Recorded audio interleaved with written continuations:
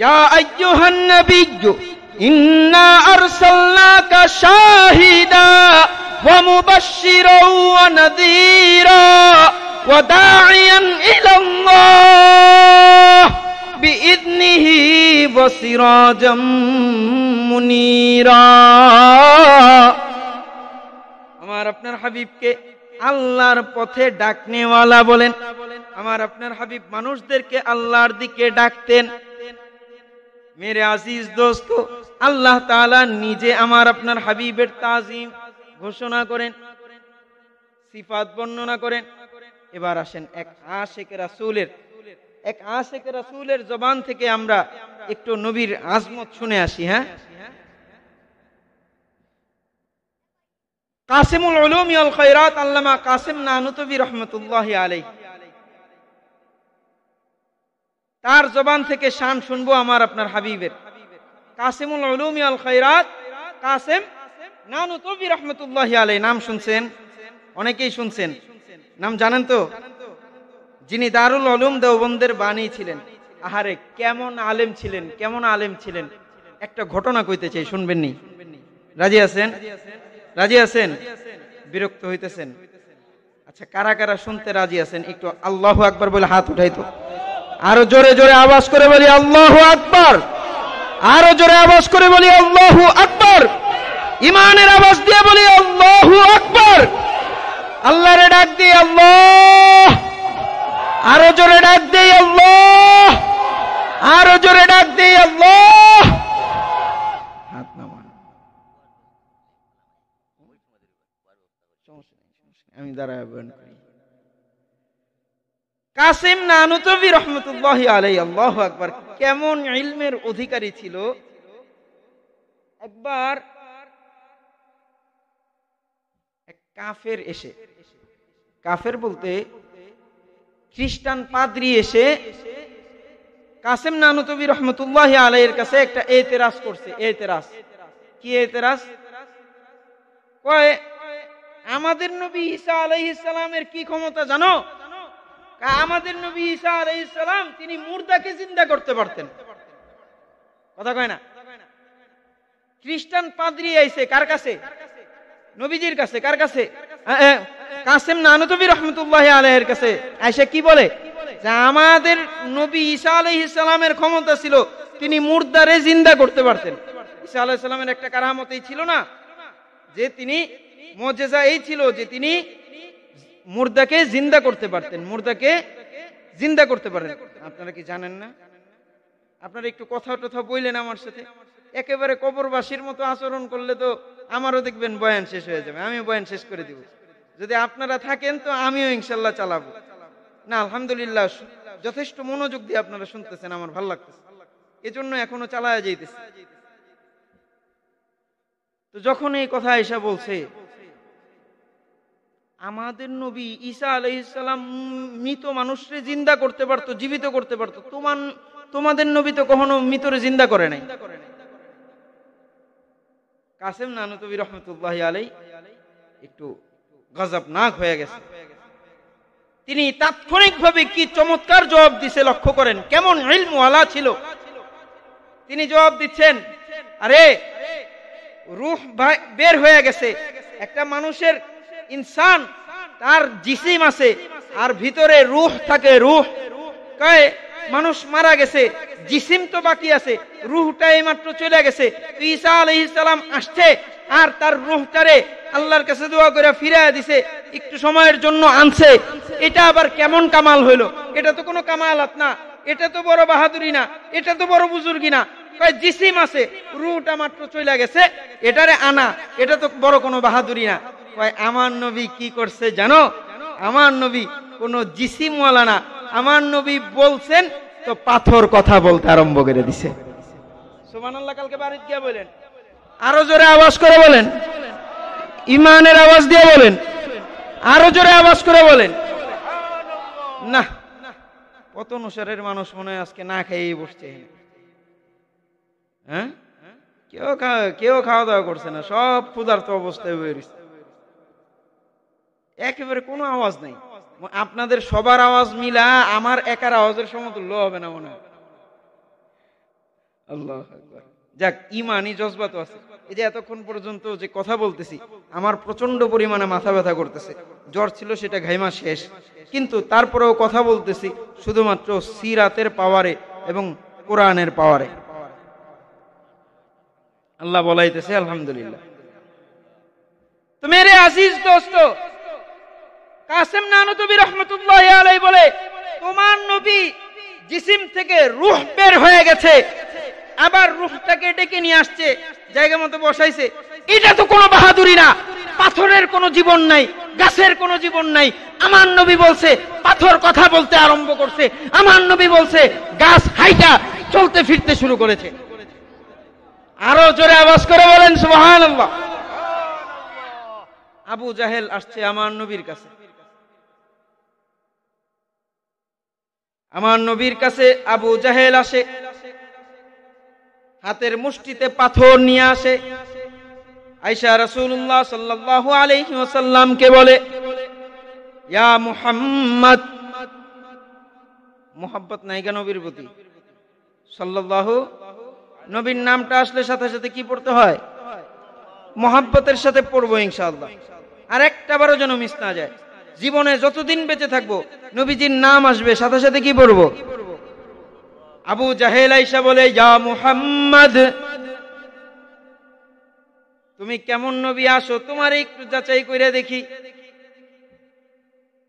আমার হাতের ভিতরে কি আছে এটা যদি বলতে পারো তাহলে বুঝবো তুমি একজন সত্য নবী। তারা মনে করতো যে নবীজি গায়েব জানে, কথা কয় না, এই নবী গায়েব জানে।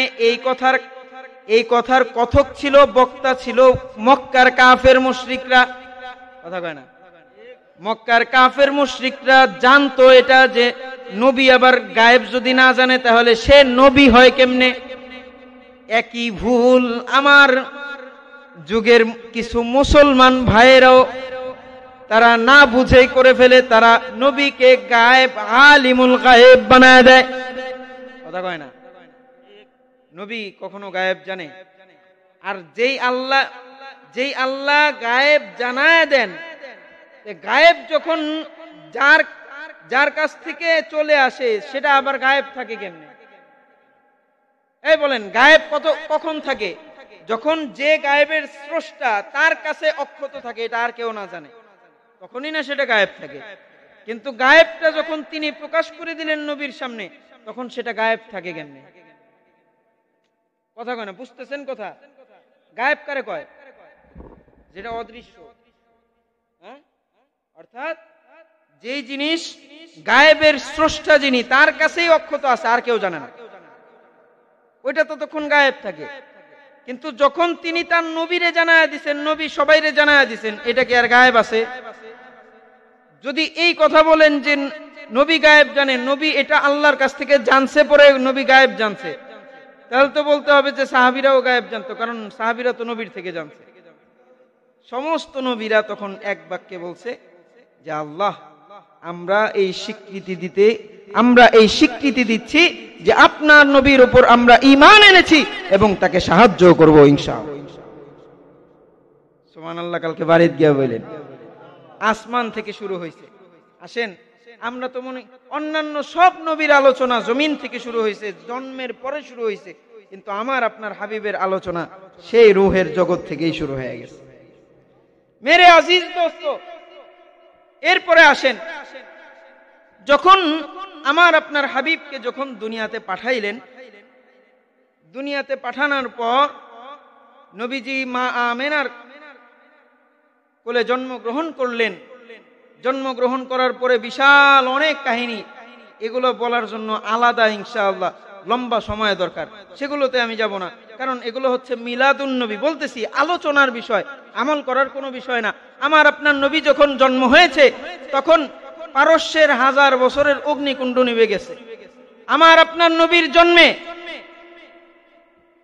রোমানের 14টা বড় বড় গম্বুজ ধসে পড়ে গিয়েছিল, কিন্তু আমার আপনার জন্মে কি একটা কাঁঠাল ভাঙ্গা পড়ছে? কথা কয় না। একটা কুপির বাতি নিভছে? আমার আপনার নবী যখন জন্মগ্রহণ করে তখন মা আমেনা বলেন যে আমার গর্ভাবস্থায় মানে গর্ভপাত অত্যন্ত সহজে হয়ে গেছে, সাধারণত সব মায়েদের কষ্ট হয়। বলেন তো দেখি, এটা আপনি বলতে পারবেন, আমল করতে পারবেন? কথা কয় না, আমল করতে পারবেন? আমল করার কোনো বিষয় না, আমল করার বিষয় কি? আসেন একটু বলি। নবীজির 40 বছর জিন্দেগি, হেরা গুহায় একাকিত্ব নবীজি বরণ করেন। এবার আমি আমার মূল পয়েন্টে আসছি, সিরাতুন নবীতে অনেক লম্বা আলোচনা ছিল, কিন্তু আমি শর্ট করতেছি। তো নবীজি যখন হেরা গুহায় একাকিত্ব বরণ করছেন, আল্লাহর নবী একাকিত্ব ভালোবাসা শুরু করেছেন। হেরা গুহায় যায়, একা একা থাকে, ইবাদত করে। একদিন জিবরিল আমিন আসে, আয়েশা নবীজিরে বলে, ইকরা, এ নবী আপনি পড়েন। নবীজি বলে, মা আনা বিকারিইন, আমি তো পড়তে পারি না। ধইরা একটা দেয় চাপ, ফাগাত্তানি, নবীজি বলেন আমাকে চাপ দেয়, এত জোরে চাপ দেয় যে আমার খুব কষ্ট হচ্ছিল। হাদিসের আরেক হাদিসের মধ্যে আসছে যে কষ্ট কেমন হচ্ছিল, মনে হচ্ছিল আমার ডান পাজরের হাড় বাম পাজরে, আর বাম পাজরের হাড় বাম পাজরের সাথে মিশে যাচ্ছে। আবার বলে ইকরা, নবীজি বলে মা আনা বিকারিইন, আবার ধরে দেয় চাপ, আবার বলে ইকরা, আবার বলে মা আনা বিকারিইন, আবার ধরে দেয় চাপ। এই পর্যন্ত কিন্তু ইকরা আছে, কিন্তু আল্লাহর নাম নাই। কথা কয় না, ইকরা আছে, পড়ো আছে, কিন্তু আল্লাহর নাম আসেনি। কথা কয় না, আসেনি, আল্লাহর নাম নাই। মেরে আজিজ দোস্ত, যেই শিক্ষার মধ্যে আল্লাহর নাম থাকে না, সেই শিক্ষা মুসলমানদের শিক্ষা হইতে পারে না। সেই শিক্ষা মুসলমানদেরকে নাস্তিক বানায়, সেই শিক্ষা মুসলমানদেরকে মুরতাদ বানায়। মেরে আজিজ দোস্ত, লক্ষ্য করলেই দেখবেন গত বছর থেকে আমরা ট্রান্সজেন্ডারের বিরুদ্ধে কথা বলে আসছি। 2021 সালে যেই নতুন শিক্ষা কারিকুলাম চালু হয়েছিল, সেই শিক্ষা কারিকুলামের মধ্যে ট্রান্সজেন্ডার যেই শিক্ষা, সেই শিক্ষা ব্যবস্থা ঢুকায় দেওয়া হয়েছে। ওলামায়ে কেরাম খুব শক্ত অবস্থান নেওয়ার কারণে সেই ট্রান্সজেন্ডার মতবাদ সেখান থেকে শরীফ শরীফার গল্পকে হটাইতে বাধ্য হয়েছে। কিন্তু মেরে আজিজ দোস্ত, খুব খেয়াল করে শুনবেন, 5ই আগস্টের পরে, জুলাই গণহত্যার পরে, যখন ছাত্র জনতার গণ অভ্যুত্থানের মাধ্যমে এই দেশ আবার দ্বিতীয়বারের মতো স্বাধীনতা অর্জন করে মুসলমানদের রক্তে, তাদেরকে উপদেষ্টা বানানো হয়। যাদেরকে উপদেষ্টা বানানো হয়েছে, এরা এত দ্রুত আবার মুসলমানদের রক্তের সাথে বেঈমানি শুরু করছে। শিক্ষা কারিকুলামে যাদেরকে ঢুকানো হয়েছে, এরা কেউ সবগুলা হইল নাস্তিক্যবাদী লালন করে বেশিরভাগ। তাহলে মুসলমানরা শিখবে, সেটা যদি নির্ধারণ করে দেয় নাস্তিক্যমনা লোকেরা, সেটা কি কোনো মুসলমান মেনে নিবে? কখনোই মেনে নিবে? নতুন করে আবার কিছু আইন প্রণয়ন করছে যে ট্রান্সজেন্ডারকে তারা আবার নতুন করে এই সংবিধানের মধ্যে ঢুকাইতে চাইতেছে সুকৌশলে। আমরা সুস্পষ্ট ভাষায় জানিয়ে দিতে চাই, মুসলমানদের রক্ত যতদিন আছে, আমরা আমাদের নবীর উম্মত, আল্লাহর বান্দা, এই জমিনের মধ্যে যতদিন মুসলমানদের উপস্থিতি থাকবে, মুসলমানদের রক্ত থাকবে, মুসলমান জিন্দা থাকবে। আর মুসলমানদের জমিনে মুসলমানদের বিরুদ্ধে, মুসলমানদেরকে ধ্বংস করার জন্য, কোমলমতি শিশুদেরকে ধ্বংস করার জন্য শিক্ষা কারিকুলামে ট্রান্সজেন্ডার মতবাদ হোক অথবা নাস্তিক্যমনা মতবাদ হোক, যদি ঢুকাইতে চায়, কোন মুসলমান এটা বরদাস্ত করতে পারে না। মুসলমান এর ঘোর বিরোধিতা করবে এবং প্রয়োজনে শক্ত হাতে, শক্তভাবে এটার প্রতিরোধ গড়ে তুলবে ইনশাআল্লাহ। মেরে আজিজ দোস্ত, যে শিক্ষার মধ্যে আল্লাহর নাম নাই, সেই শিক্ষা মুসলমানের শিক্ষা হতে পারে না।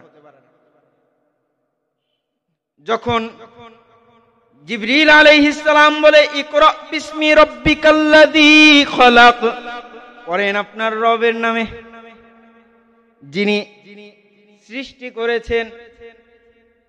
ইকরা বিসমি রাব্বিকাল্লাযী খলাক, যিনি স্রষ্টা, সব কিছুর স্রষ্টা যিনি, তার নামে পড়েন। যখন এই কথা বলেছেন সাথে সাথে নবীজি পড়তে শুরু করেছেন। সুতরাং বোঝা গেল মুসলমানদেরকে আল্লাহর নামের শিক্ষার সাথে জড়াইতে হবে। আল্লাহর নামের শিক্ষা থেকে মুসলমানদেরকে বের করবেন তো এক একটা পাক্কা নাস্তিক তৈরি হইব, পাক্কা মুরতাদ তৈরি হইব, শরীফ থেকে শরীফা হইব। কথা কয় না, বুঝতেছেন কথা? এবার আসেন, ওহীর সর্বপ্রথম শিক্ষা নিয়ে যখন রাসূলুল্লাহ সাল্লাল্লাহু আলাইহি ওয়াসাল্লাম আম্মা জানের ঘরে যাইতেছিলেন, পথিমধ্যে বড় চেয়ারে বসা একটা বড় লোক দেখতে পান। জিবরিল আলাইহিস সালাম অনেক বড় আকৃতিতে, তার আকৃতিতে আসছে। এটা দেখা নবীজি ঘাবড়ায় যায়, ভয় পেয়ে যায়। প্রচন্ড শীতের মধ্যেও নবীজির শরীর থেকে ঘাম ঝরতেছে।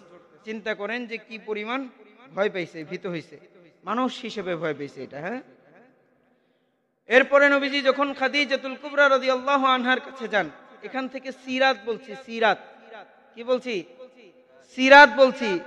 নবীজির কি কি শিক্ষা আমাদের নেওয়া দরকার, নবীজির শিক্ষা, নবীজির বাস্তব জীবনের আমল, যেগুলো নবীজি আমল করে দেখায় দিয়ে গেছেন, শিখায় দিয়ে গেছেন উম্মতদেরকে, সেগুলো আমাদেরকে বাস্তবে প্রতিফলন করে একজন সোনালী মানুষ হিসেবে নিজেদেরকে করতে হবে। বুঝাইতে পারছি? এই সিরাত মাহফিল থেকে আমাদের শিক্ষা কি? আমাদের শিক্ষা হচ্ছে যে আমরা আমাদের নিজেদেরকে নবীর সুন্নতের মাধ্যমে নিজেদেরকে জিন্দা করব। রাজি আছি সবাই? কারা কারা নবীর সুন্নতকে জিন্দা করে নিজেদেরকে সোনালী মানুষ হিসেবে করতে চান? সবাই? এবার আসেন সিরাত নিয়ে কিছু আলোচনা করি।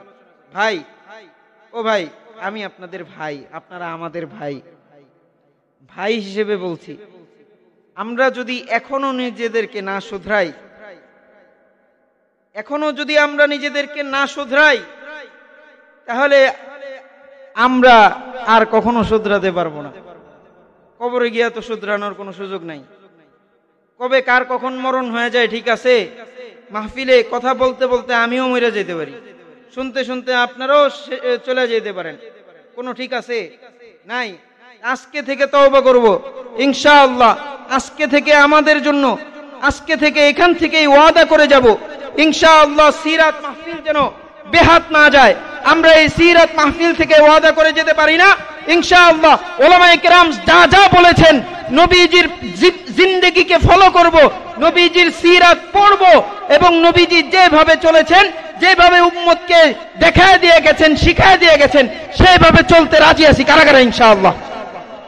ইনশাআল্লাহ সেই নবীর উপর আমল করবেন, সেই নবীর সিরাতকে ধারণ করবেন, সেই নবীর কিছু মর্যাদা আগে শুইনা নেন, তাহলে দেখবেন যে দিলের মধ্যে অটোমেটিক একটা জজবা তৈরি হবে। সেই নবীর মর্যাদা কি? আসেন, তার মর্যাদা আজমত কোরআনই আগে বয়ান করে। কোরআনকে জিজ্ঞেস করি, ও কোরআন, আমার নবীর কি কি মর্যাদা আছে? কোরআন অনেক কিছুই বলে।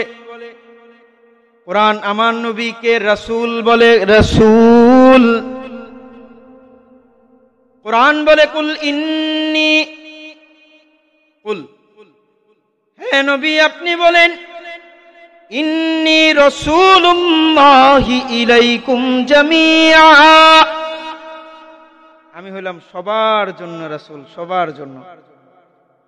আসমানের জন্যও আমি রাসূল, জমিনের জন্যও আমি রাসূল, মানুষের জন্যও আমি রাসূল, জিনের জন্যও আমি রাসূল, ফেরেশতাদের জন্যও আমি রাসূল, জান্নাতেরও আমি রাসূল, জাহান্নামের জন্যও আমি রাসূল, গাছপালা, নদী নালা, খাল বিলের জন্যও আমি রাসূল, জমিনের জন্যও আমি রাসূল, আসমানের জন্যও আমি রাসূল, জমিনের জন্যও রাসূল।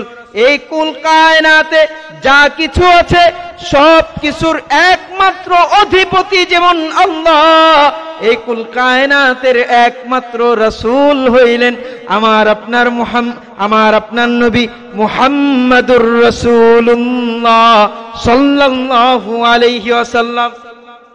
আমার আপনার হাবিবকে কোরআন 5টা গুণে ডাকে। শুধু এই 5টা গুণ না, আরো অনেক গুণ আছে। ইয়া আইয়ুহান নাবিয়্যু ইন্না আরসালনাকা শাহিদা, আমার নবীকে আল্লাহ তাআলা শাহিদ বলে, সাক্ষী, অমুবাশশিরা, এবং সুসংবাদ দানকারী বলে। আমার হাবিবকে আল্লাহ তাআলা ভীতি প্রদর্শনকারী হিসেবে পাঠাইছেন। কোরআন আমার আপনার হাবিবকে ভীতি প্রদর্শনকারীও বলে। ওয়ানাযীরা ওয়া দাঈয়ান ইলাল্লাহ।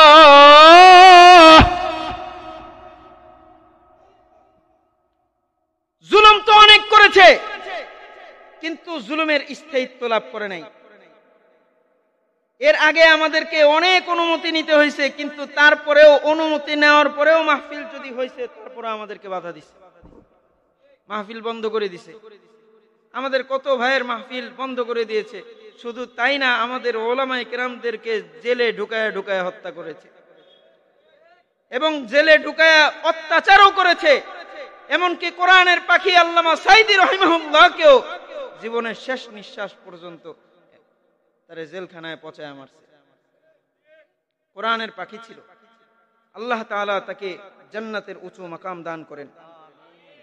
মেরে আজিজ দোস্ত, রব্বুল আলামিন, ছিলাম কোথায় মনে আসেনি? সেই মজলিসে, যেই মজলিস আল্লাহ তাআলা একটা বিশেষ মজলিস তৈরি করেছেন সমস্ত আম্বিয়া কেরামদেরকে নিয়ে। সেই মজলিসের মধ্যে বাবা আদম ছিলেন, হযরতে সুলাইমান আলাইহিস সালাম ছিলেন, দাউদ ছিলেন, ইব্রাহিম ছিলেন, ইসমাঈল ছিলেন, ঈসা ছিলেন, মূসা ছিলেন, সমস্ত পয়গম্বর ছিলেন, ১৬ লক্ষ পয়গম্বর ছিলেন। রব্বুল আলামিন সমস্ত নবীদেরকে একত্রিত করে কেন করেছেন? রব্বুল আলামিন তাদের সবাইকে সামনে রাইখা বলেন, তোমরা যখন দুনিয়াতে তোমাদেরকে আমি নবুয়ত দান করে, তোমাদেরকে আমি কিতাব এবং হিকমতে ইলম দান করে আমি যখন তোমাদেরকে দুনিয়ায় পাঠাবো, এবং তোমরা দুনিয়াতে যাওয়ার পর দুনিয়া থেকে যখন চিরবিদায় নিবে, সমস্ত নবীদেরকে পাঠায়া যখন সমস্ত নবীদের লিস্ট যখন শেষ হয়ে যাবে, সর্বশেষ আমি আমার একজন নবীকে পাঠাবো, যিনি তোমাদেরকে সত্যায়ন করবে। যে আদম আলাইহিস সালাম সত্যের উপর ছিল, নূহ আলাইহিস সালাম সত্যের উপর ছিল, ঈসা মূসা সত্যের উপর ছিল, ইসমাঈল ইব্রাহিম সত্যের উপর ছিল, দাউদ ও সুলাইমান আলাইহিমুস সালাম সত্যের উপর ছিল। তোমাদের সবাইকে শুধুমাত্র 2টা কাজ করতে হবে। একটা কাজ হইল আমার নবীর উপর ঈমান আনতে হবে। কার উপর? সরওয়ারে কায়নাত, মুহাব্বতের সাথে বলি না, মুহাম্মাদুর রাসূলুল্লাহ সাল্লাল্লাহু আলাইহি ওয়াসাল্লাম।